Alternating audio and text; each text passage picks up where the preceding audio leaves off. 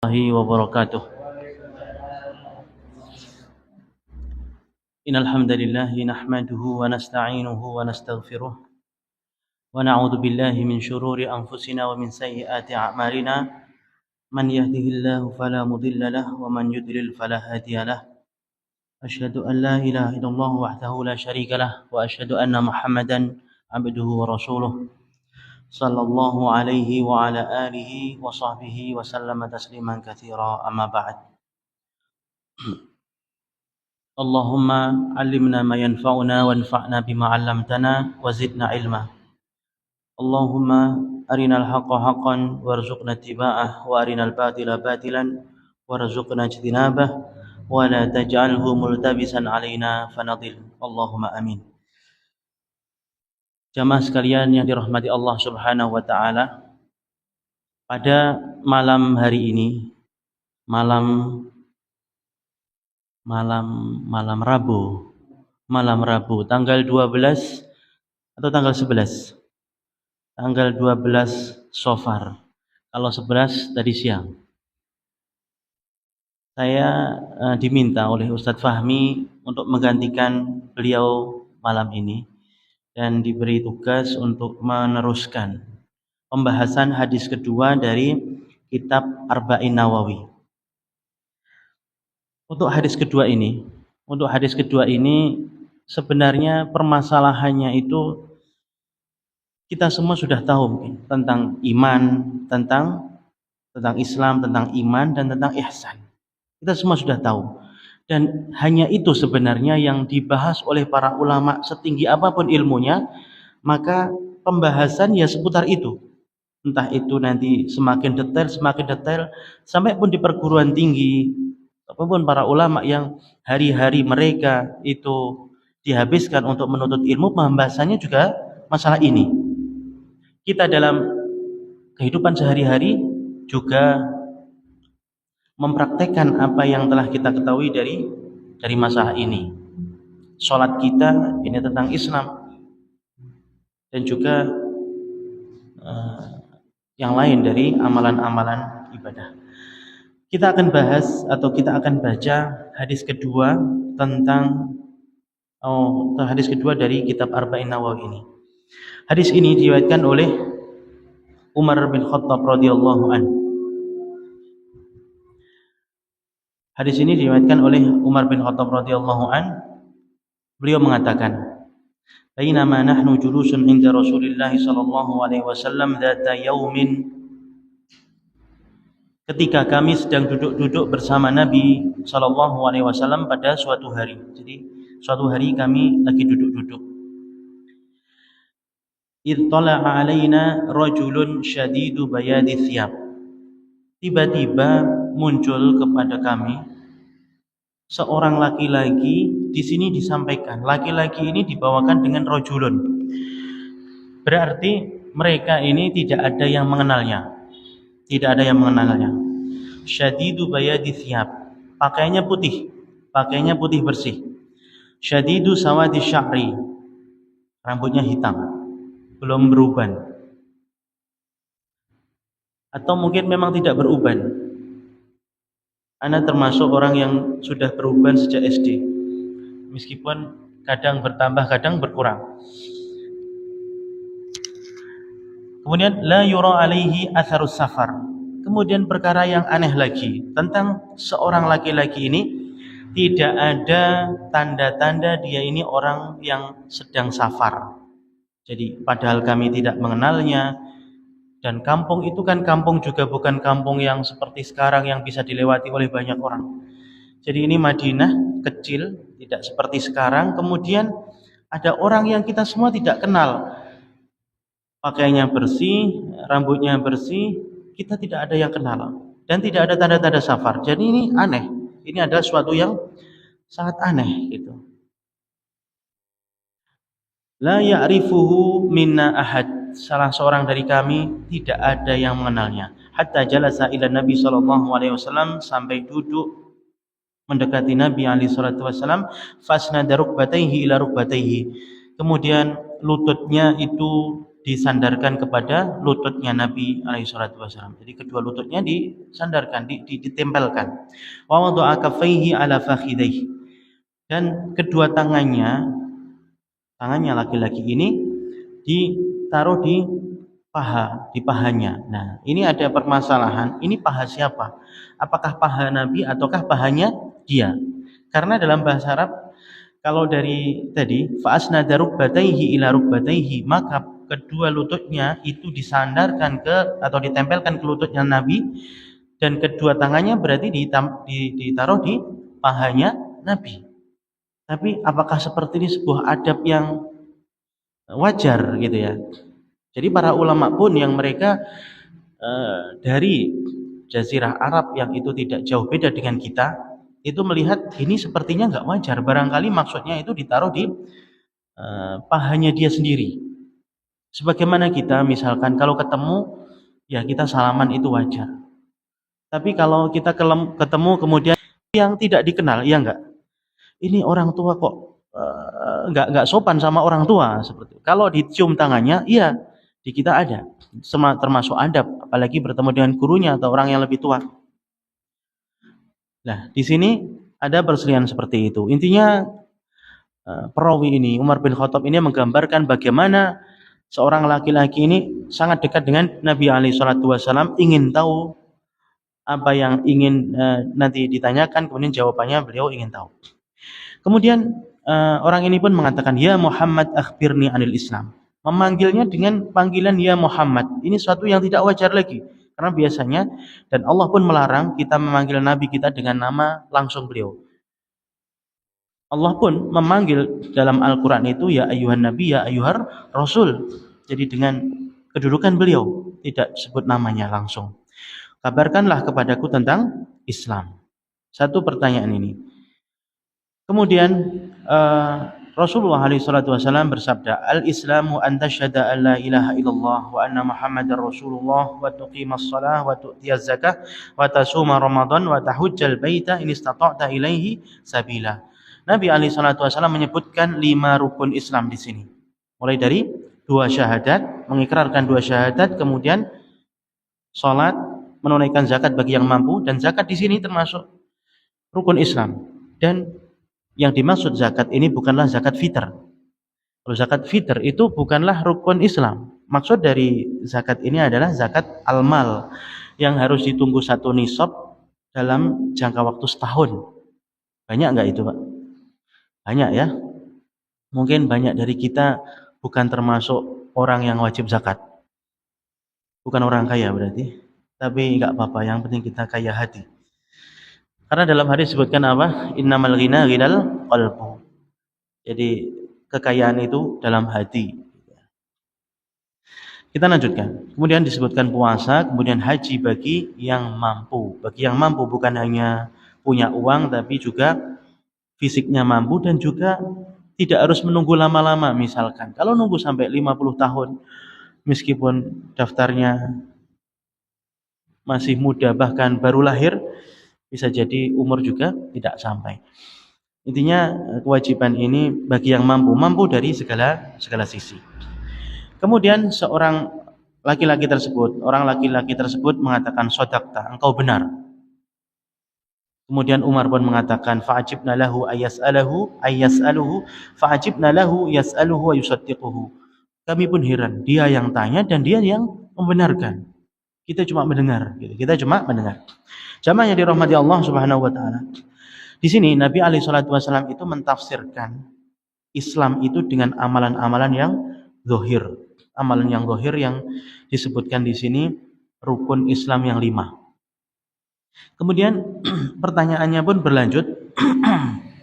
Seorang laki-laki ini pun bertanya, fa akhbirni anil iman. Maka kabarkanlah kepadaku tentang iman. Apa itu iman? Kemudian Nabi pun menjawab, antu'mina billahi wa malaikatihi wa kutubihi wa rusulihi wal yaumil akhir wa tu'mina bil qadari khairihi wa syarihi. Qala shadaqta. Kemudian Nabi pun menyebutkan rukun iman yang berapa rukun iman, Pak? Yang pertama beriman kepada Allah, kedua malaikat, kemudian kitabnya, kemudian rasulnya, para rasul, kemudian hari akhir, kemudian qada dan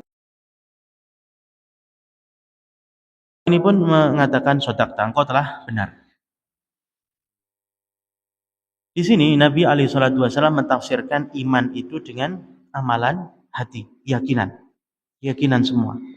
Kita akan bahas nanti karena kita sudah tahu bahwa pengertian iman menurut ahli sunnah wal jamaah itu adalah ucapan, kemudian keyakinan dalam hati dan perbuatan dengan anggota badan. Sepakat ini ya? Kita semua sudah tahu. Lah, kenapa di sini disebutkan bahwa iman itu hanyalah perbuatan hati, yaitu beriman pada Allah, seterusnya sampai qada dan qadar. Padahal kalau dikatakan iman sesuai dengan pengertian yang disepakati oleh Ahlussunnah itu adalah ada perkataan, ada perbuatan, ada keyakinan, maka perbuatan juga masuk dalam iman. Kenapa seperti ini?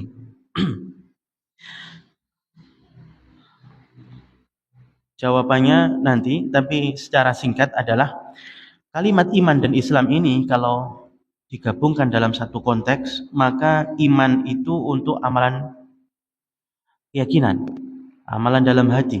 Adapun Islam itu untuk amalan amalan zahir. Itu kalau digabungkan. Tapi kalau sendiri-sendiri maka ini mencakup Islam itu mencakup iman, iman juga mencakup Islam. Semisal dengan ini adalah kalimat fakir dan miskin. Fakir miskin. Sampai di bahasa kita fakir miskin. Bedanya apa? Ya sama-sama gak punya. Gitu. Tapi kalau kita lihat dari asal bahasanya, pengertiannya, kalau disendiri-sendirikan memiliki arti yang berbeda. Tapi kalau dipisahkan ya fakir ya miskin, miskin juga fakir. Seperti itulah kalimat Islam dan iman. Pengertiannya seperti itu. Jadi kalau dipisahkan itu memiliki makna mencakup makna yang lain, kalau digabungkan memiliki makna yang sendiri-sendiri. Kemudian pertanyaan selanjutnya, fa akhbirni anil ihsan. Kemudian orang ini mengatakan, kabarkanlah kepadaku tentang ihsan. Kemudian Nabi alaihi salatu wasallam bersabda, anta'budallaha ka'annaka tarahu fa illam takun tarahu fa innahu yarak. Engkau beribadah kepada Allah seakan-akan engkau melihatnya. Apabila itu tidak bisa engkau lakukan, maka sesungguhnya Allah itu melihat engkau. Jamaah yang dirahmati Allah Subhanahu wa taala. Seumpama mungkin bukan kajian, ana juga tidak membaca bagaimana penjelasan. Ini saya ambilkan dari sebuah kitab yang besar sebenarnya, yaitu kitab Jami'ul Ulum wal Hikam. Ini syarah dari Arba'in Nawawi oleh Ibnu Rajab Al-Hambali. Dan ini ringkasannya. Dalam penjelasan ihsan di sini, Nabi alaihi salatu wasallam menyebutkan, engkau beribadah Allah seakan-akan engkau melihatnya. Bagaimana kita melihat Allah? Ini yang jadi masalah. Kalau itu tidak bisa, maka fa innahu yaraka, maka Allah itu melihat kita. Kalau ini kita yakini, ini tidak ada masalah. Bahwa Allah itu penglihatannya meliputi seluruh makhluknya, tidak ada sedikit pun yang samar bagi Allah. Dimanapun itu berada. Ini gampang. Maksudnya gampang dari sisi memahaminya. Meskipun dari prakteknya kita kemana-mana merasa diawasi Allah, ini suatu yang luar biasa. Sulit kita melakukannya. Yang diawasi bukan hanya yang zahir, yang batin juga diawasi. Apa yang ada dalam hati kita yang sedang kita pikirkan juga diawasi. Ini sulit. Tapi dari sisi maknanya bahwa Allah selalu mengawasi kita, maka ini mudah. Permasalahannya yang pertama, anta'budallaha ka'annaka tarahu. Bagaimana kita bisa seakan-akan kita bisa melihat Allah? Kita tidak boleh membayangkan. Sepakat ya? Kita tidak boleh membayangkan. Apapun yang terbayang pada otak kita dari sifat-sifat Allah, bentuk Allah dan lain sebagainya, ketahuilah bahwa Allah itu laisa kamitslihi syai'un wa huwas samiul basir. Tidak ada yang serupa dengan Allah dari makhluknya. Apa yang kita bayangkan di otak kita, ini makhluk atau bukan ini? Jelas itu makhluk gitu ya. Itu makhluk. Maka dan otak kita itu bekerja bisa membayangkan itu, mungkin membayangkan semisal dengan sesuatu, atau kita reka-reka modelnya sehingga keluar wujud yang itu tidak ada di dunia nyata. Maka ini pun juga makhluk, dan Allah itu dan Allah itu tidak sama. Maka kita penjelasan dari Ibnu Rajab Al-Hambali di sini, kita beribadah kepada Allah seakan-akan Allah melihat kita itu. Ibarat kita sedang bekerja, diawasi oleh mandor, diawasi oleh petugasnya. Apakah kita ngelihati mandor gitu? Gak jadi kerja nantinya. Jadi yang kita lakukan bahwa kita sadar betul dia dekat dengan kita. Dan Allah memang dekat. Waktu kita sholat, kita dilarang untuk melihat ke atas. Kita dilarang untuk meludah ke depan. Karena kita sedang bermunajat kepada Allah dan Allah itu berada di depan kita. Maka hendaknya tatkala kita sholat misalkan, kita menghadirkan bahwa kita benar-benar dekat dengan Allah. Meskipun zat Allah itu di atas arsy, tapi ilmu Allah meliputi segalanya dan kita seakan-akan diawasi oleh mandor tadi tatkala kita sedang bekerja. Jadi bukan maksudnya itu kita bisa meliputi, melihat Allah dari seluruh sisinya, maka itu tidak mungkin. Bahkan di surga, sebuah kenikmatan yang paling besar itu kita bisa melihat Allah Subhanahu wa taala yang dikatakan satarawna rabbakum kama tarawna al-qamara lailatal badr la tudamuna bi ru'yatihim. Engkau akan melihat Tuhan kalian di surga itu sebagaimana kalian melihat bulan purnama yang kalian tidak berdesak-desakan. Jadi semuanya bisa melihat. Ini yang disamakan itu cara melihatnya, bukan suatu yang dilihatnya. Dan disebutkan dalam Al-Quran bahwa kita itu tidak bisa meliputi Allah dalam mengetahui, meskipun nanti di surga. Mudah-mudahan kita termasuk orang yang diberikan kenikmatan bisa melihatnya. Jadi meskipun telah masuk surga, kita tidak bisa meliputi seluruh zat Allah. Allah Maha besar dari segala sesuatu. Maka pemahaman dari anta'budallaha ka'annaka tarah, engkau beribadah kepada Allah seakan-akan engkau melihatnya, seperti kita diawasi oleh petugas atau pengawas tadi, seperti itu.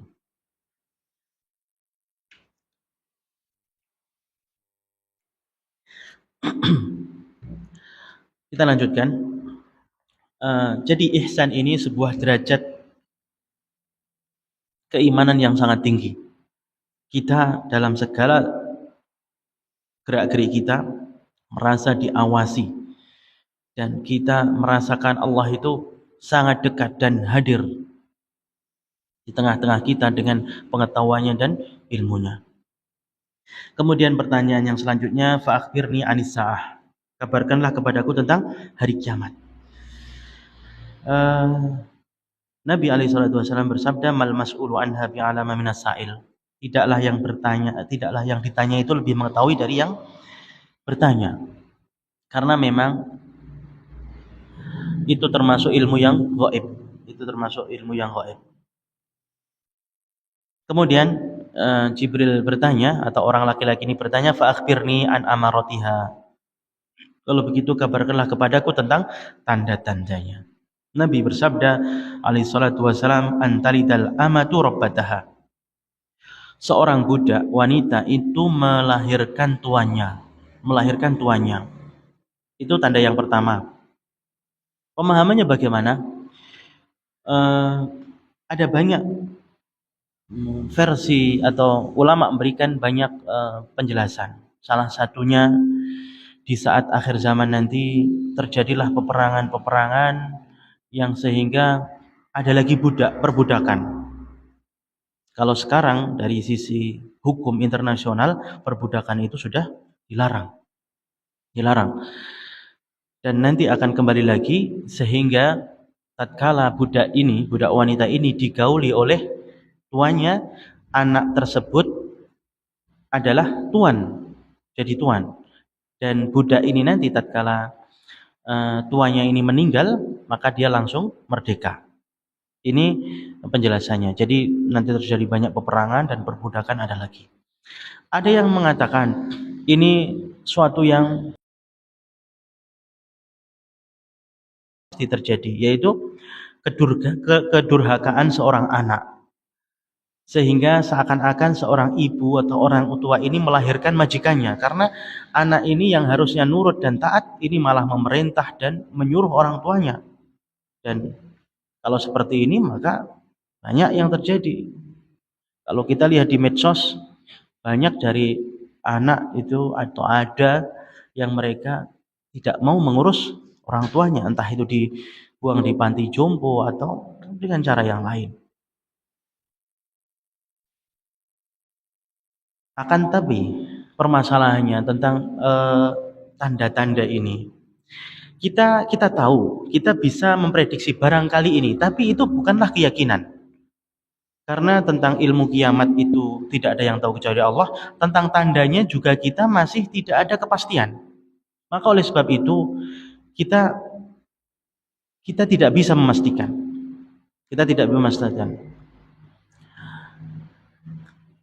Ada dai-dai muncul banyak yang mereka mungkin sering dijuluki dengan dai atau ustadz akhir zaman. Jadi pembahasannya tentang akhir zaman dan tanda-tandanya. Ada kabar sedikit langsung seakan-akan dipastikan ini adalah tandanya, ini. Ini suatu yang tidak ada contohnya dari ulama kita. Mereka menyebutkan aja, memastikan kita nggak tahu. Contoh sekarang misalkan sungai Eufrat sudah mulai mengering dan terus debit airnya berkurang dan muncul nanti salah satu tanda kiamat yang itu bukanlah tanda kiamat besar ya. Berarti kiamat masih lama lagi. Itu akan muncul gunung emas di sana. Dan sekarang entah benar atau tidak banyak seperti itu. Tapi apa urusan kita dengan itu semua? Jadi sebagaimana Nabi SAW pernah ditanya oleh seorang Arab Badui, mata sa'ah, kapan hari kiamat itu terjadi? Jawaban beliau apa? Wa madza a'dadta laha. Apa yang kamu persiapkan? Apa yang kamu persiapkan? Kemudian Arab Badui ini jadi intinya mengetahui itu tidak penting. Dan yang jelas yang kita ketahui dari dalil-dalil tentang kiamat, bahwa kiamat itu tidak akan tegak kecuali pada seburuk-buruk manusia. Seburuk-buruk manusia. Alhamdulillah sekarang kita masih mengenal sholat, kita masih kajian, kita masih mempelajari. Jadi tidak penting. Dan kita bertanggung jawab bukan kiamat kapan terjadinya, tapi bagaimana kita mempersiapkan menemui ajal kita masing-masing. Jamaah yang dirahmati Allah Subhanahu wa taala. Kita lanjutkan. Tanda yang pertama itu tadi. Kemudian yang kedua, antaral khufatal uratal alata ri'a asya'i yatatawaluna fil bunyan. Engkau melihat orang yang tidak beralas kaki, yang pakaiannya pun lusuh, tidak berpakaian, hampir-hampir al-alah yang fakir, ri'a asya'i yang dia penggembala apa? Kambing, yatatawaluna fil bunyan. Mereka meninggikan bangunan-bangunan. Kemudian penafsirannya bagaimana? Ini juga bisa dikatakan bahwa yang akan menjadi penguasa itu dulunya bukan penguasa, orang-orang yang fakir miskin, atau ada perubahan yang sangat cepat sekali. Orang yang miskin bisa berubah dalam sekejap dalam hidupnya itu menjadi kaya, seperti itu. Apakah sudah terjadi? Allahu a'lam. Yang penting seperti inilah kisahnya, dan kapan terjadinya pun tidak penting. Tsumman talaqa falabithtu maliyan. Kemudian orang itu pergi, maka aku pun berdiam diri dan sudah berlangsung lama. Dan riwayat ini berlangsung lama. Di awal-awal kitab Sahih Muslim banyak versi di sana. Ini tidak terlalu lama. Jadi falabithtu maliyan ini tidak terlalu lama. Kemudian Nabi SAW bertanya kepada Umar, ya Umar, atadri manis sa'il? Tahukah kamu siapa yang bertanya tadi? Maka aku katakan, Allah wa Rasuluhu a'lam. Kemudian Nabi pun menjawab, fa innahu Jibril atakum yu'allimukum dinakum. Itu tadi Jibril yang mengajarkan kepada kalian agama kalian. Dalam beberapa versi di awal-awal kitab Sahih Muslim disebutkan bahwa ini belum lama. Jadi orang tadi setelah bertanya itu selesai tentang tanda-tanda hari kiamat, pergi. Nabi pun menyuruh sebagian dari mereka untuk mencari. Tolong dicari tadi itu. Toh juga kampungnya tidak besar Madinah itu. Tolong dicari. Kemudian setelah dicari hilang. Sudah tidak ada lagi. Jadi dikabarkan kemarin orangnya tadi sudah tidak ada. Baru Nabi mengatakan itu tadi Jibril yang datang untuk mengajari agama kepada kalian. Jamaah yang dirahmati Allah Subhanahu wa taala, ini hadis yang diriwayatkan oleh Imam Muslim, hadis kedua dari Arba'in Nawawi.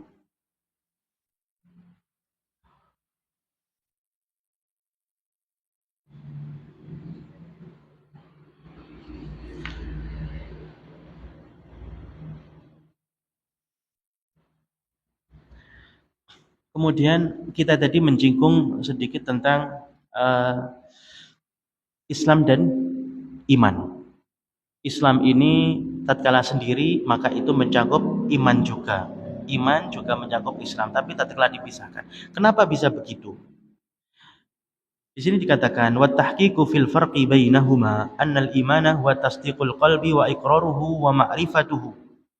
Karena keimanan itu pengertiannya adalah keyakinan dalam hati, mengikrarkannya, hati kita mengikrarkan dan mengetahui. Sementara Islam adalah al-istislam atau istislamul abdillah. Seorang hamba itu tunduk dan patuh kepada Allah. Wa khudu'uhu wa inqiyaduhu. Tunduk dan patuh mengikuti perintah Allah. Maka sudah pasti orang yang meyakini bahwa Allah itu pencipta, Allah itu memiliki perintah dan larangan, konsekuensinya dia akan melakukan perintah dan larangan tersebut. Sehingga tatkala sendiri kalimat Islam ini ya mencakup iman. Orang yang mengaku Islam tapi dia tidak sholat sama sekali, tidak mau sholat dan tidak melakukan rukun Islam sama sekali, tidak bisa dikatakan Islam. Iblis itu dia meyakini adanya Allah tidak? Meyakini. Bahkan hadir di awal-awal penciptaan, di sana ada Adam, malaikat, iblis dan Allah. Tapi tatkala dia tidak melakukan perintah Allah, maka tidak dikatakan dia beriman dan tidak pula dikatakan di Islam. Kenapa? Islam itu berserah diri, dia tidak mau seperti itu. Jadi kalimat Islam dan iman ini seperti itu keterkaitannya. Kemudian permasalahan poin-poin penting yang ada dalam hadis ini, al-qiyamu bi a'malil Islam dalilun ala rusukhil imani fil qalbi. Menegakkan Islam dengan amalan-amalan Islam itu menunjukkan atas kuatnya keimanan yang ada pada hati seseorang. Kita bisa merasakan keimanan itu bisa bertambah, bisa berkurang. Tatkala kita satu ketika atau di bulan Ramadan, di banyak teman, kita melakukan banyak kebaikan, terasa bahwa kita itu dekat dengan Allah, jauh dengan maksiat. Tatkala kita banyak melakukan ibadah, maka iman itu pun juga bertambah. Dan ketahuilah bahwa melakukan amalan zahir tadi itu membuktikan bahwa kuatnya iman dalam hati seseorang. Seperti itu.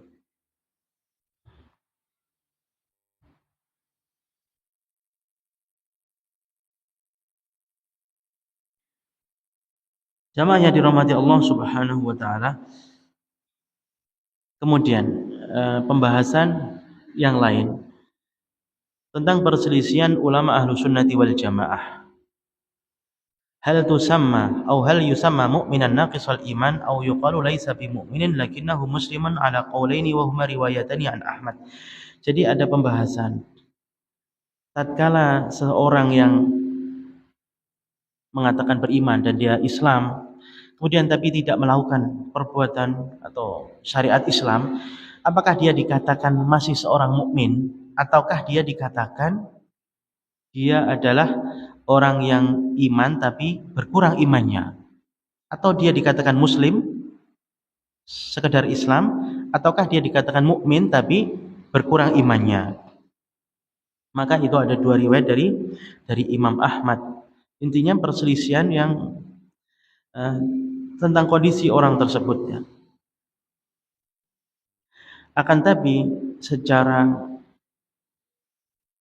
keilmuan bahwa Islam ini tidak akan hilang dari seorang dengan seluruhnya dihukumi dia itu bukan Islam lagi kecuali dia sudah meninggalkan seluruh Islamnya. Jadi kalau ada orang masuk Islam, kita terima Islamnya, waktu sholat kita perintahkan untuk sholat, dan seperti itu.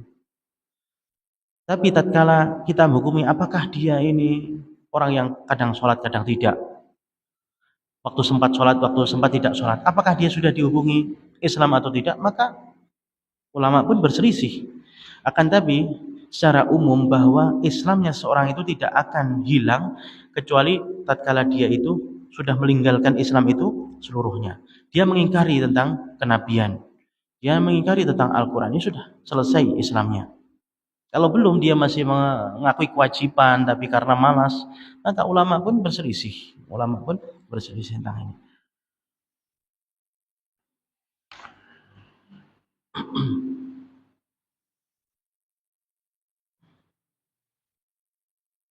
Kemudian kita lanjutkan, kita tadi membahas sedikit tentang bahwa amalan itu dipengaruhi oleh kuatnya iman seseorang. Amalan itu dipengaruhi oleh kuatnya iman seseorang. Kita bisa ketahui hal ini bahwa keimanannya Abu Bakar As-Siddiq itu berbeda dengan Umar bin Khattab, berbeda dengan orang-orang yang setelahnya. Bahkan menurut Ahlu Sunnati wal Jamaah bahwa Abu Bakar As-Siddiq ini adalah orang yang terbaik setelah para nabi. Jadi manusia yang terbaik setelah nabi itu adalah Abu Bakar As-Siddiq. Kenapa? Karena kuatnya iman yang ada pada diri Abu Bakar. Jadi Abu Bakar itu bisa mencapai derajat as-siddiqin, tidak ada keraguan sama sekali. Dibilangi tentang Isra Mi'raj sudah apapun yang dikatakan terima. Tidak seperti Umar, tidak seperti Umar. Kenapa? Ini menunjukkan bahwa kekuatan iman, amalan hati itulah yang paling menentukan kualitas agama seseorang, amal soleh seorang. Bentuk ibadah bisa sama, sholat bisa sama, akan tapi apa yang ada dalam hati dari kekhusyuan, ketundukan, hadirnya hatinya tatkala sholat, maka itulah yang menentukan kualitas sholat tersebut.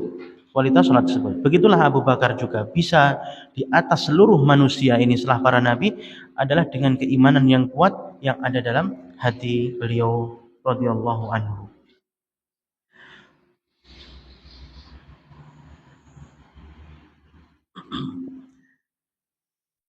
Jamaah yang dirahmati Allah Subhanahu wa taala. Berpindah sedikit tentang asbabu dzikri hadzal hadis. Bagaimana hadis ini disebutkan? Di dalam Sahih Muslim, hadis ini diriwayatkan oleh Abdullah bin Umar dari Umar bin Khattab, dari bapaknya. Kenapa hadis ini disebutkan oleh beliau? Ini kisahnya adalah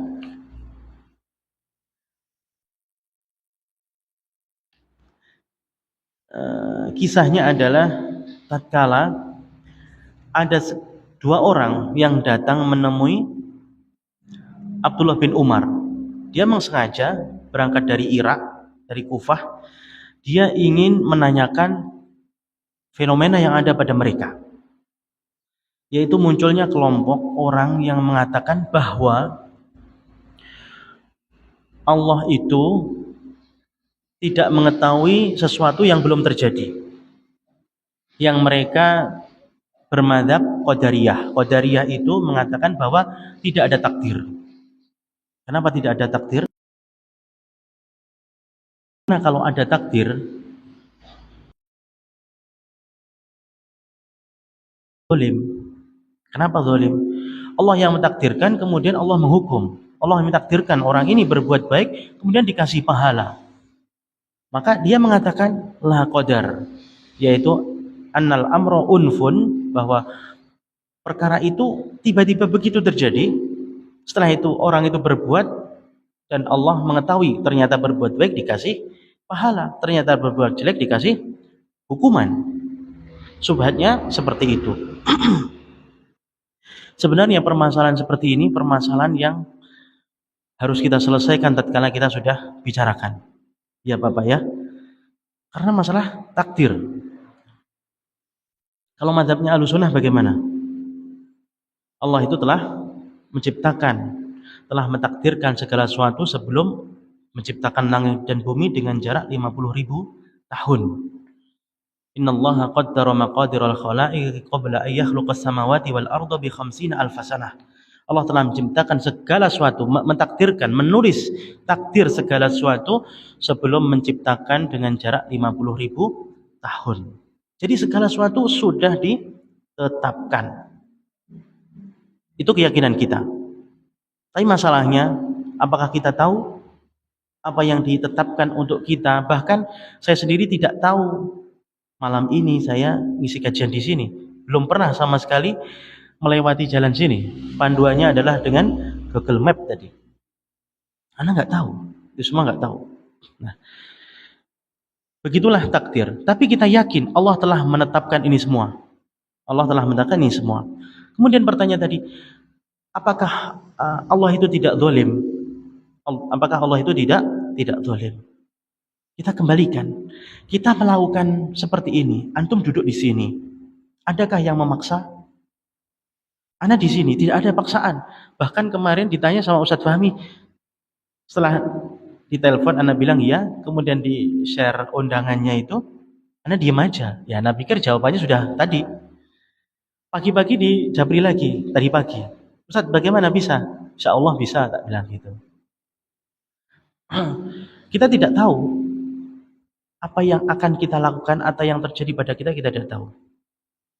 Itulah Allah itu zalim tatkala memaksa seseorang itu zalim. Dan kita tahu bahwa dalam Islam ini tatkala orang itu dipaksa untuk melakukan kejelekan, dia berdosa tidak?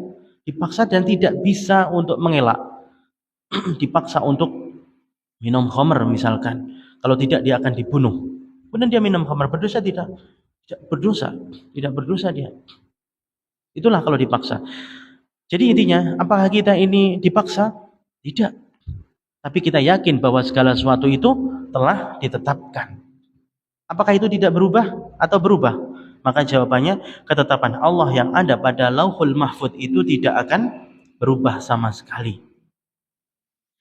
Bagaimana dengan hadis bahwa silaturahmi, kita menyambung tali kekerabatan yang telah rusak, itu kita akan dipanjangkan umurnya, kita akan diperbanyak rizkinya. Bukankah itu perubahan? Kemudian di sana ada hadis, la yarudul qada'a illa du'a. Tidak ada yang bisa merubah takdir kecuali dengan doa. Loh, bukankah ini kontradiksi? Maka jawabannya adalah Allah Subhanahu wa taala memerintahkan malaikat datang kepada janin dengan umur tertentu yang ada dalam rahim ibu, seorang ibu, untuk menulis 4 ketentuan tentang kondisi rizki dia, tentang amal dia, tentang dia itu celaka atau sengsara nanti. Jadi malaikat tahu nggak itu takdir bayi itu, tahu nggak nantinya? Tahu, karena sudah dikasih tahu. Tapi apakah takdir itu bisa berubah? Ya, takdir itulah yang bisa berubah. Jadi tatkala fulan misalkan ditetapkan dia termasuk orang yang celaka, kemudian dia memperbaiki agamanya, dia menuntut ilmu, dia berdoa, maka Allah perintahkan kepada malaikat tadi supaya mengubah catatan itu. Pada malam Lailatul Qadar misalkan dia berdoa, dia mendapatkan keutamanya, Allah ubah takdir di tahun itu dia menjadi orang yang bahagia hidupnya. Akan tapi apakah itu merubah ketetapan Allah di Lauhul Mahfuz? Segala perubahan dan catatan itu semua telah tercatat di Lauhul Mahfuz. Inilah yang dikatakan oleh Allah Subhanahu wa taala dalam firman-Nya, yamhullahu ma yasha wa yuthbit wa indahu umul kitab. Allah itu menghapus dan menetapkan apa yang dikehendakinya.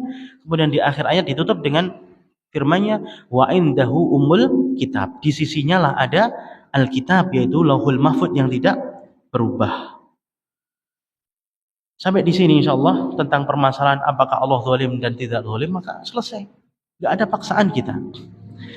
Orang yang tidak kajian, orang yang melakukan kemaksiatan, adakah mereka yang mengatakan aku terpaksa seperti ini? Enggak ada.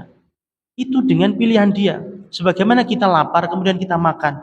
Apakah kita akan mengatakan kalau ditakdirkan kenyang juga kenyang meskipun saya tidak makan? Tidak seperti itu. Dia akan mengambil makanan, menyuapkan ke mulutnya dan seperti itu. Jadi tidak ada paksaan intinya. Tapi keyakinan kita mengatakan bahwa segala sesuatu dengan ketetapan Allah tidak akan berubah. Itu menunjukkan tentang luasnya ilmu Allah dan segala sesuatu yang terjadi itu telah Allah gariskan dan tidak keluar dari ketentuannya. Permasalahan ini pun juga pernah ditanyakan oleh sahabat tatkala mereka mendengar nabinya bersabda alaihi salatu wasalam bahwa masing-masing kita itu telah ditetapkan tempatnya nanti di surga maupun di neraka. Pernah dengar hadis itu kan? Kemudian Nabi pun menjawab, sahabat pun bertanya, kalau begitu kenapa kita beramal? Kenapa kita tidak menyerah, pasrah dengan ketetapan kita itu? Kemudian Nabi pun menjawab, i'malu fakullun muyassarun lima khuliqalah. Beramalah karena masing-masing kita itu akan dimudahkan kita untuk beramal sesuai dengan takdir yang ada pada kita. Kalau rasanya beramal untuk berbuat baik kok sulit, ya kita berdoa. Kita berdoa, mudah-mudahan kita ditetapkan. Makanya banyak dalam ayat itu Allah membantah orang-orang musyrik yang mengatakan seandainya Allah berkehendak tentu kita tidak jadi orang musyrik, tidak pula bapak-bapak kita jadi orang-orang yang menyekutukan Allah. Mereka beralasan dengan seperti itu. Maka Allah pun membantah, memang kalian tahu ketetapan untuk kalian sehingga kalian beralasan. Jadi kita tidak bisa beralasan kalau sudah ditetapkan begini. Memang kamu tahu ketetapan Allah di Lauhul Mahfuz? Tidak tahu kita. Yang ada adalah ketentuan dari syariat ini bahwa kita untuk perintahkan untuk melakukan kebaikan dan menjauhi kemungkaran, itu kewajiban kita. Kalau kita mengalami kesulitan, kita berdoa, kita berusaha. Itulah yang Nabi SAW perintahkan. Jamaah yang dirahmati Allah Subhanahu wa taala.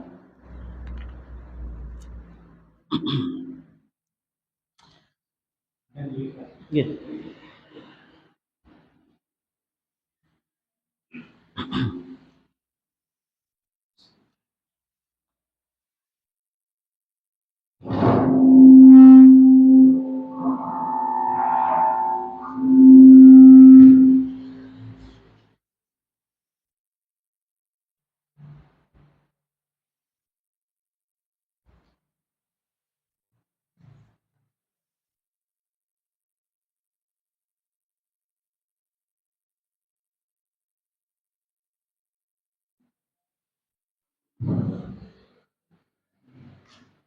Allahu Akbar, Allahu Akbar.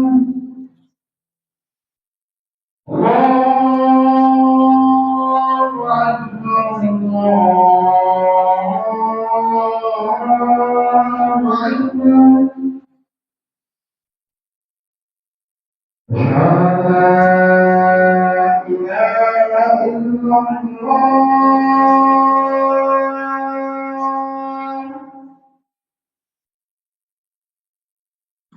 Asyhadu an la ilaha illallah.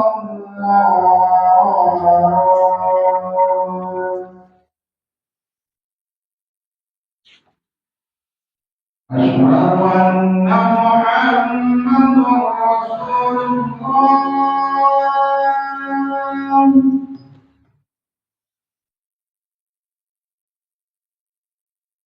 Asyhadu anna Muhammadar Rasulullah.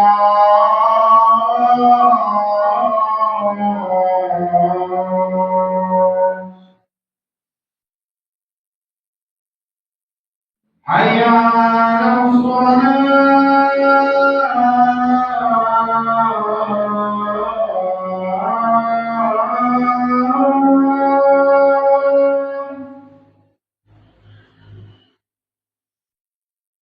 Hayya 'alas shalah.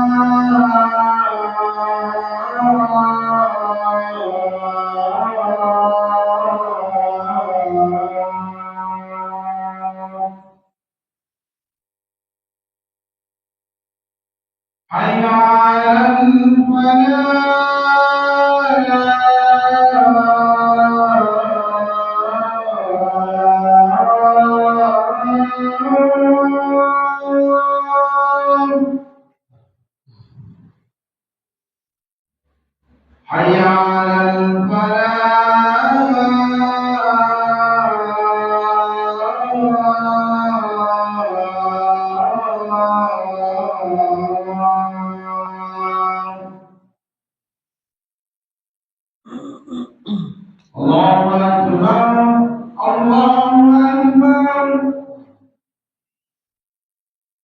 La ilaha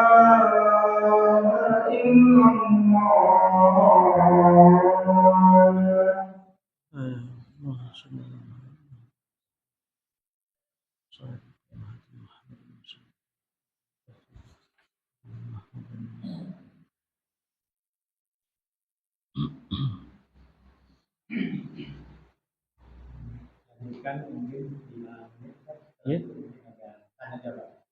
Siap.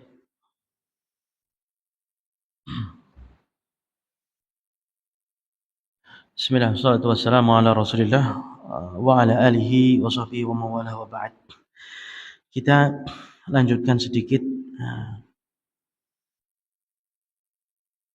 Seperti inilah pembahasan hadis. Jadi kadang takdir, kadang begini karena sesuai dengan alur. Beda dengan tematik. Jadi pembahasan tertentu kemudian diperluas pembahasan itu dengan mengambil banyak hadis meskipun itu sepotong-sepotong. Sementara kalau pembahasan hadis itu berusaha dikupas seluas-luasnya meskipun mencakup banyak masalah. Kita lanjutkan sedikit tentang yang ditulis oleh Ibnu Rajab Al-Hambali di sini tentang tanda hari kiamat yang terakhir disebutkan, yaitu orang miskin yang berlomba-lomba untuk meninggikan bangunan. Beliau mengatakan, wal muradu anna asafilan nasi yasiruna ru'asa'ahum. Yang dimaksud adalah orang-orang yang dulunya orang rendahan ini menjadi pemimpin. Wa taktsuru amwaluhum hatta yatabahawna bituli al-bunyani wa zakhrafati wa itqani, sampai mereka berlomba-lomba untuk meninggikan bangunan. Setelah jadi pemimpin, berlomba-lomba untuk meninggikan bangunan. Dan telah banyak hadis-hadis ini disebutkan banyak hadis tentang tanda-tanda hari kiamat itu, bagaimanakah kualitas pemimpin-pemimpin satu daerah atau pemimpin manusia atau yang dianggap pemimpin atau memang benar-benar memimpin. Disebutkan pula di sini kejelekannya apa. Jadi bukan berarti yang dulu itu orang miskin. Memang ada orang miskin yang kemudian bisa memimpin sehingga dia lebih tahu kondisi orang miskin itu bagaimana, sehingga dia memikirkan kesejahteraan rakyatnya. Ada seperti itu. Tapi ternyata yang terjadi itu sebaliknya. Tatkala mereka itu, kenapa?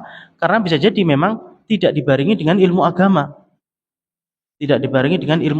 Jadi yang terjadi adalah dia berusaha untuk memperkaya diri sendiri. Di sini dikatakan fa innahu la yakadu yu'tin nasa huquqahum bal yasta'thiru 'alaihim bimastaula 'alaihi minal mal. Jadi hampir-hampir tidak akan dia memberikan hak rakyatnya, menahan hak mereka. Jadi yang terpenting bagi mereka bagaimana mereka memperkaya diri mereka sendiri, keluarga mereka sendiri, keturunan mereka sendiri, dan teman-teman mereka sendiri. Tidak mikir lagi. Dan ini bisa kita lihat. Jadi bukan akhirnya itu malah dia prihatin dulu miskin sehingga memikirkan rakyat miskin, tidak. Itu Masya Allah kalau seperti itu. Itu perlu tuntunan agama. Kalau miskin agama jadinya sebaliknya. Kemudian hadis tentang hari kiamat juga, inna min asyrati saati ayyurfa'al ilmu wa yadharul jahl. Tanda hari kiamat itu ilmu itu diangkat dan muncullah kebodohan. Kemudian dalam hadis ini yatatawaluna fil bunyan. Mereka meninggikan bangunan. Dari dua kata ini bisa diambil kesimpulan bahwa meninggikan bangunan itu tidak baik. Apalagi masjid, maka itu tidak baik. Kecuali kalau ditinggikan tujuannya untuk memberikan kenyamanan, maka itu kebutuhan. Bahkan memberikan penyejuk ruangan, AC, ini kebutuhan dan itu termasuk sunnah. Sebagaimana Nabi SAW itu memerintahkan tatkala zuhur dan waktunya panas untuk diakhirkan sholat zuhurnya. Kenapa? Untuk memberikan kenyamanan. Begitu juga berarti membuat suasana yang nyaman itu adalah sunnah. Lebih dari itu maka itu tidak boleh. Maka itu tidak boleh. Dan tidak ada pahalanya orang membuat bangunan, rumahnya diperbagusi, catnya begini, modelnya ada pahalanya enggak, Pak? Kalau ada, datangkan dalilnya. Tidak ada dalilnya sama sekali. Bahkan yang ada itu adalah tidak boleh berlebih-lebihan, cukup melindungi dia, keluarga dia, memberikan kenyamanan, sudah. Lebih dari itu apa? Memikirkan kemaslahatan umat dan agama ini. Makanya termasuk kebaikan seorang adalah min husni islamil mar'i tarkuhu ma la ya'nihi. Termasuk kebaikan seorang itu meninggalkan apa yang tidak berguna baginya. Jadi setelah yang kewajibannya tertunaikan, maka yang dipikirkan apa? Kemaslahatan umat, bukan memperindah dunia.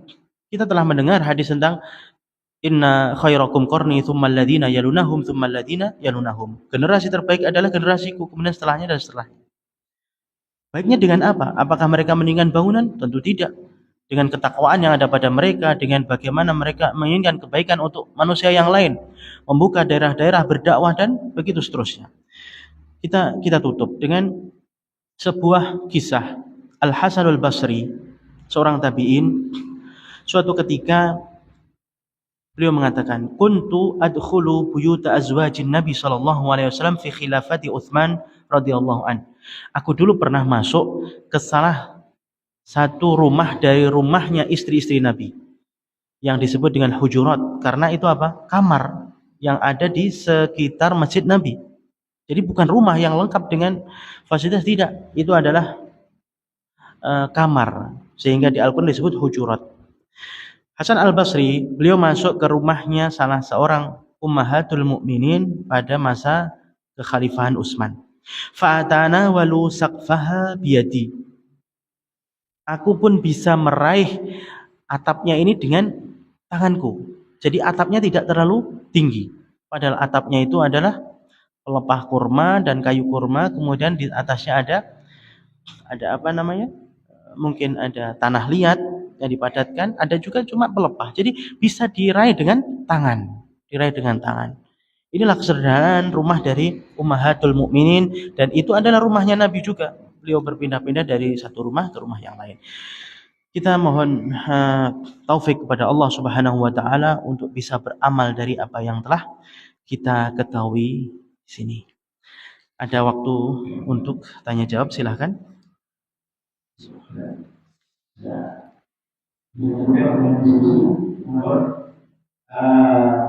Jamaah yang hadir, baik imam maupun sahabat, disilakan jika ada yang perlu ditanyakan. Mengawali pertanyaan sebelum jamaah yang lain datang, tadi disebutkan bahwasanya takbir itu bisa diubah dengan doa. Karena kita tidak tahu takbir kita ini dua imam atau dua imam.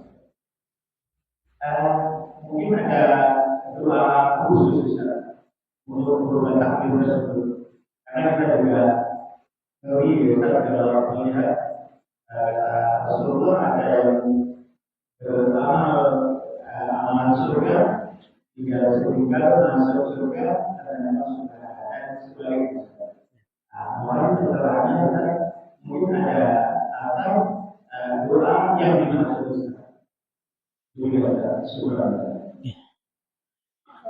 tentang doa, apakah ada doa khusus? Maka Anda pernah membaca bahwa Syekh bin Baz, beliau itu setiap sujud atau setiap sholat itu pasti berdoa dengan 3 hal, supaya husnul khotimah,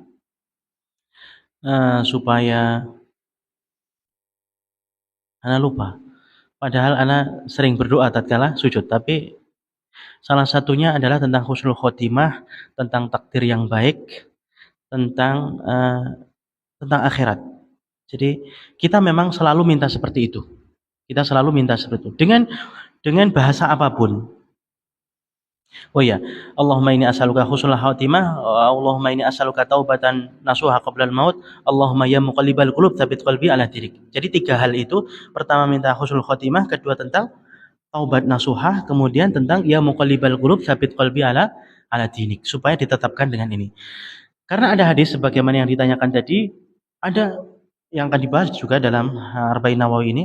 Orang sudah beramal dengan amal yang baik, ujung-ujungnya ternyata beramal dengan amal yang buruk. Itu bagaimana?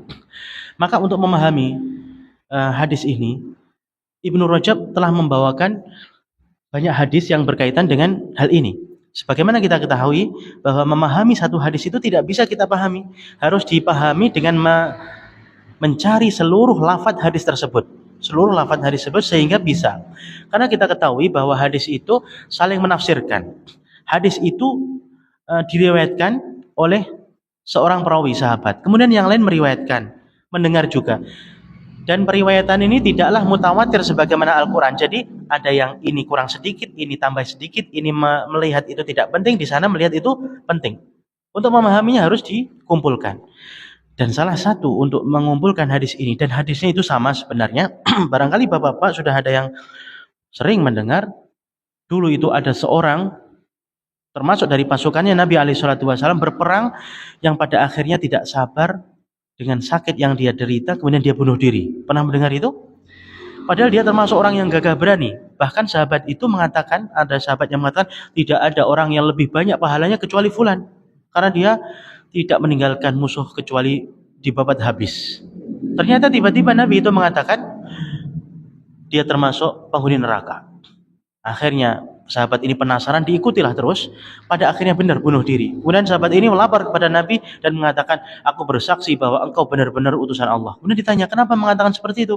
Kemudian orang tersebut mengatakan bahwa orang tersebut mati dalam keadaan su'ul khotimah. Nah, dalam hadis yang lain dikatakan bahwa wa inna rajula la ya'malu bi amali ahli jannati hatta ma yakunu bainahu wa bainaha illa dhira'. Itu ada lafaz yang lain, wa inna rajula la ya'malu bi amali ahli jannati ma yabdulun nas. Apa yang nampak bagi manusia. Jadi amalan yang bisa menjerumuskan kita tidak merasa aman dari husnul khotimah atau su'ul khotimah, tapi kadang kita takut sudah beramal sesuai sunnah, pada akhirnya kita kalau ditutup dengan kecelakaan, apa jadinya seperti itu. Tapi Allah itu tidak zalim, Allah itu maha bijaksana, dan dalam hadis tadi disebutkan bahwa yang ditutup dengan su'ul khotimah itu tatkala amalannya itu yang nampak bagi manusia adalah amalan baik. Akan tapi pada batinnya itu adalah bukan dimaksudkan untuk mencari ridho Allah. Maka dari sini dikatakan oleh sebagian salaf bahwa kemaksiatan yang tersembunyi itu sebab orang itu su'ul khotimah. Kemaksiatan yang tersembunyi itu sebab su'ul khotimah. Kebalikan dari itu, ketaatan yang dia berusaha sembunyikan, tidak ada yang mengetahui kecuali diri dia dan Allah, maka itu termasuk sebab orang itu bisa bertahan di atas jalan yang lurus, tidak terombang-ambing. Kenapa? Karena memang dia amalannya itu khusus untuk Allah. Yang nampak, yang nggak bisa disembunyikan, ya memang harus nampak. Sholat jamaah, nampak. Tapi dia berusaha merahasiakan. Maka dari itu kita tidak perlu takut, kita hanya mohon kepada Allah semoga menutup dengan doa seperti Syekh bin Bas tadi di setiap sholatnya, supaya ditutup dengan sulh khotimah, hati dibolak-balikkan kepada yang baik nanti di akhir hayatnya. Kemudian kita hindari kemaksiatan yang tersembunyi, karena itu penyebab seorang itu su'ul khotimah. Wallahu a'lam. Kira-kira jelas ya?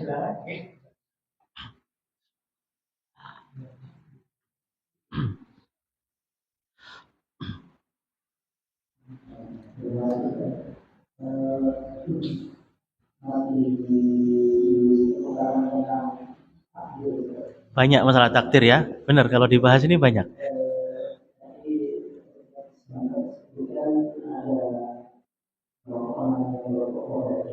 Ya.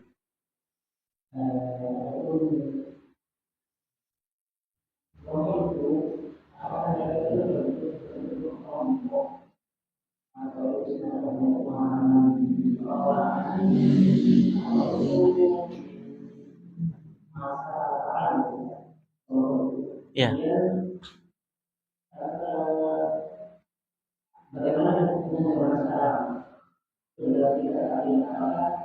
kelompok atau pemahaman seperti itu masih ada.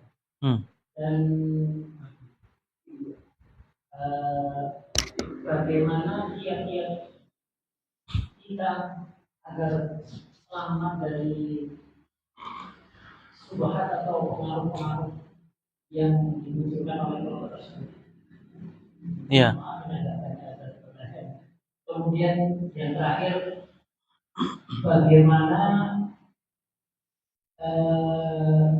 status kelompok itu? Apakah kelompok yang berpemahaman Qadariyah tadi itu mereka sampai keluar dari Islam atau mereka masih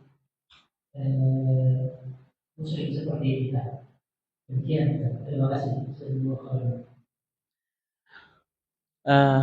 Untuk tentang kelompok ini, apakah keberadaannya itu masih berbentuk kelompok atau bagaimana, maka sekarang sudah tidak ada. Tengahnya adalah Ahlussunnati wal Jamaah. Jabariyah yang berpendapat bahwa Allah itu telah menetapkan segala sesuatu dan perbuatan kita ini adalah terpaksa, ini masih ada. Adapun Qadariyah itu nempelnya di kelompok mana, saya tidak tahu. Bahwa kalau setahu ana yang berpahaman seperti itu adalah Syiah. Yang itu bukanlah ranah pembahasan kita. Kita adalah Ahlussunnah dengan selain Syiah gitu. Kalau Syiah memang seperti itu. Jadi mengatakan bahwa perkara itu unfun, terjadi seperti itu dan Allah baru memberikan balasan atau memberikan pahala. Adapun Jabariyah, orang itu semuanya terpaksa, maka ini ada. Dan disebutkan oleh Syahrastani dalam Al-Milal wan Nihal. Seingat anak, Asy'ariyah yang mereka berkeyakinan mentakwil sebagian sifat-sifat Allah, yang Asy'ariyah kita ketahui banyak di negeri ini, atau yang menisbatkan kepada Asy'ariyah, yang mereka belajar ya. Kalau yang nggak belajar mereka awam, mereka di atas fitrah. Tapi yang Asy'ariyah belajar ini, dalam masalah takdir mereka Jabariyah. Bahwa segala sesuatu ini atau yang kita lakukan ini adalah kita terpaksa sebenarnya. Kita terpaksa. Jadi masih ada pemahaman seperti itu, masih ada. Untuk menghindari syubhat-syubhat seperti itu, kita sebenarnya tidak perlu argumen banyak-banyak. Karena kita tahu bahwa Islam ini rahmatan lil alamin, untuk seluruh umat, yang dipahami oleh orang sekelas Arab Badui yang mereka tidak banyak belajar, juga dipahami oleh para ulama. Dan semuanya juga dengan doa-doa tadi.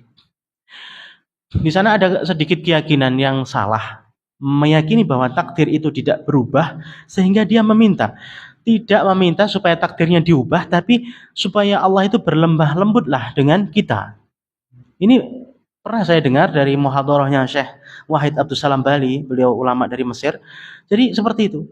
Saya tidak meminta supaya takdir ini diubah, tapi karena mengetahui bahwa takdir tidak diubah, ini salah.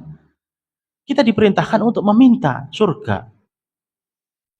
Kita nggak usah berpikir kita dicatat di mana, tapi yang penting kita meminta kepada surga, minta husnul khotimah, minta diberikan ketetapan hati. Dan kita telah baca ayat tadi, yamhullahu ma yasha'u wa yuthbit wa indahu umul kitab. Allah yang akan menghapus dan menetapkan, dan di sisinya umul kitab. Allah memerintahkan kepada malaikatnya untuk mengubah catatannya yang ada pada catatan malaikat sehingga diubah. Kemudian nanti semakin baik lagi diperintahkan untuk diubah lagi, semakin baik. Seperti itu. Wallahu a'lam. Ini yang bisa ana sampaikan. Wallahu a'lam.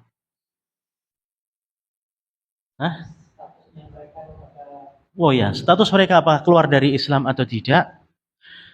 Wallahu alam ya. Dari status yang Jabariyah maupun Qadariyah, kalau kita lihat dari para biografi ulama hadis, di situ banyak seperti itu. Disebutkan dalam kitabnya Ibnu Hajar banyak sekali. Dan mereka tetap muslim, tidak dikatakan kafir. Karena mereka berusaha. Sekarang gini, kita ini semakin belajar rasanya semakin banyak masalah atau selesai masalah. Tergantung kita melihatnya dari mana. Semakin banyak tahu tentang dalil-dalil, kita kadang kalau tidak dapat guru yang tepat, kita akan salah memahami. Ini masalah. Begitu juga mereka kok bisa seperti itu? Ya karena mereka belajar. kita nggak bingung lah, antum nggak tahu tentang dalil itu memang kan gitu dari awal. Jadi nggak usah bingung.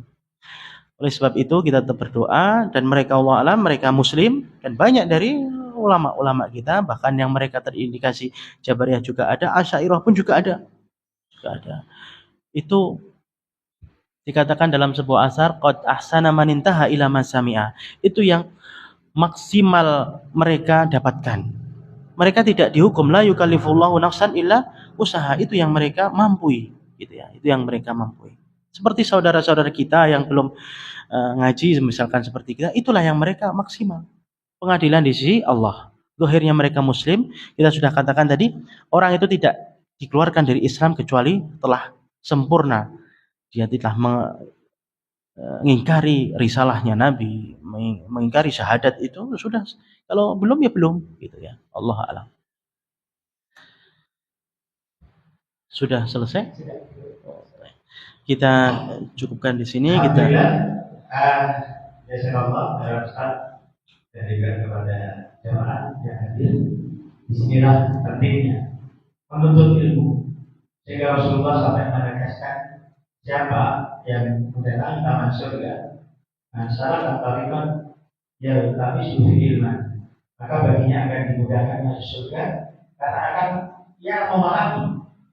Beberapa waktu lalu sebagai cerita saja, di satu masjid yang notabene di situ banyak petinggi-petinggi organisasi, subhanallah, ketika khatib naik mimbar masih berbincang-bincang. Jadi karena tidak memahami dan istilah dasarnya hidayah dengan menuntut ilmu sunnah, maka kita tidak mungkin di masjid ini akan berbincang-bincang ketika kita hadir telat, bukunya sudah ditutup. Sebuah kerugian. Nah, ini PR bagi saya khususnya yang telah melihat langsung, maka mau tidak mau, anak harus meningkatkan secara asal, misalnya dijamin dan sebagainya. Oleh karenanya, saudaraku, mari kita kaum. Kalau tak kajian ini dijamri ini anak betul-betul tidak jabri bisa jadi ini tadi anak jabri telah mimbar nanti ngecek ya telah, jadi tidak semua punya dulu, jadi perlu adanya takdir ini tangannya ini harus berdebat gitu ya, dan di dalam rangka untuk mengajar kepada ketaatan dan kebaikan. Setelah itu mudah-mudahan kehadiran kita akan bertambah ilmunya, akan tambah paham, dan insya Allah akan menembus dosa-dosa.